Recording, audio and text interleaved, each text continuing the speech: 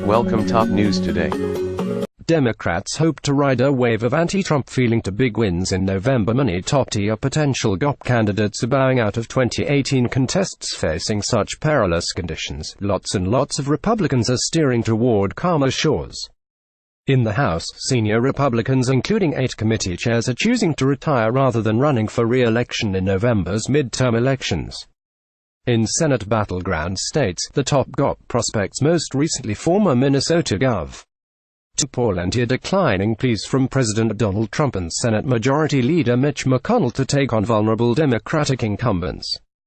Taken together, the developments on both sides of Capitol Hill suggest that Republicans view the coming midterm election as a sort of stairway endeavor at best. The combination of historical trends for a president's party in his first midterm not good, the relative apathy of the GOP base even worse, and Trump's approval rating historically low has created an environment in which sitting on the sidelines looks much more appealing to ambitious Republicans than running and losing. The signs of trouble for Republicans are coming directly from Trump country. Democrat Patty Schachtner won a western Wisconsin state Senate special election on Tuesday in a district where Trump bested Hillary Clinton in 2016 by 16 percentage points. "You cannot be openly and intentionally mean and not expect a little pushback," said Schachtner of the political environment. "We all know when enough is enough. Even Republicans acknowledged the obvious."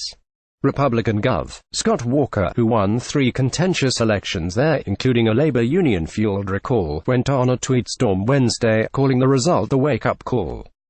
"It's not just Wisconsin. In Virginia, Democrats flipped 15 Republican seats in the November 2017 election. A 16th seat ended tied, but Republicans retained control after their candidate won a drawing of lots. In Oklahoma, not exactly a Democrat-friendly state, Democrats nonetheless picked up 3 go-felled state legislative seats last year. In New Hampshire, 2 GOP seats flipped in September. The trend exists statewide as well.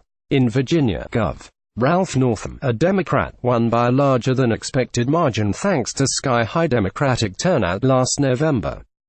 In Alabama, Doug Jones became the first Democrat to win a Senate seat in the state since 1992, buoyed by massive African-American turnout. GOP operatives involved in 2018 races say that as Trump's self-made controversies siphon attention away from the economy, they are increasingly concerned they want to be able to sell their own message in a way that convinces voters to see the midterm election as anything but a referendum on Trump.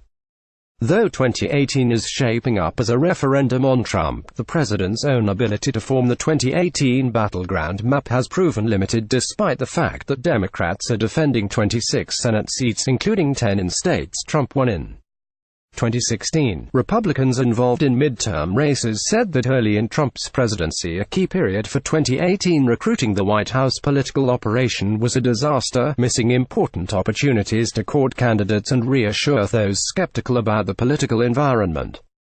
The operation, those Republicans said, has improved in the last 3 months, but it's been too little, too late. In recent weeks, Trump courted Utah Sen. Orrin Hatch, urging the 84-year-old to run for another term. Instead, Hatch opted for retirement, opening the door for a Senate run by one of Trump's fiercest intra-party critics, Mitt Romney. Romney is expected to run and would begin the race as a heavy favorite to come to Washington. Trump also met with Rep. Kevin Cramer of North Dakota in a bid to woo him into a race against Democratic Sen. Heidi Heitkamp. Days later, Cramer declined.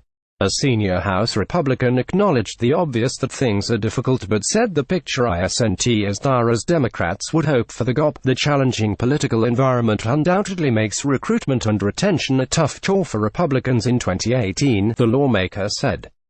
However, it can be overstated. The vast majority of Republican retirements are in safe seats, and many are due to members running for higher office or being termed out of the committee chairmanships. Retirements are a bigger problem if you lose the majority than they are while you retain it. In addition to North Dakota, Republicans have faced less than ideal circumstances in 7 of the 9 Trump-won states where Democrats are up for re-election. Montana Rep. Greg Gianforte's political future was clouded by his body slam of a journalist. Gianforte was expected to run for governor in 2020, but with him seemingly out of the picture, other Republicans who might have run for the Senate in 2018, particularly Attorney General Tim Fox, changed the calculations. Ohio Rep. Pat Tiberi passed on a Senate run not once but twice, the second time after State Treasurer Josh Mandel bowed out suddenly this month, leaving Republicans scrambling for a candidate. Retiring Rep. Jim Renacci eventually stepped into the void, switching from the governor's race to the Senate contest. Wisconsin Rep. Sean Duffy passed, as did several other higher-profile potential GOP recruits, leading to a big primary field of lesser-known candidates. Missouri Rep. Ann Wagner declined what had long been expected would be a match-up with Sen. Claire McCaskill. The GOP is high on Attorney General Josh Hawley. Many operatives believe HES a better candidate than Wagner would have been, but he was just elected to statewide office for the first time in 2016. Pennsylvania Rep. Pat Meehan passed on the Senate race, leaving Republicans with Rep.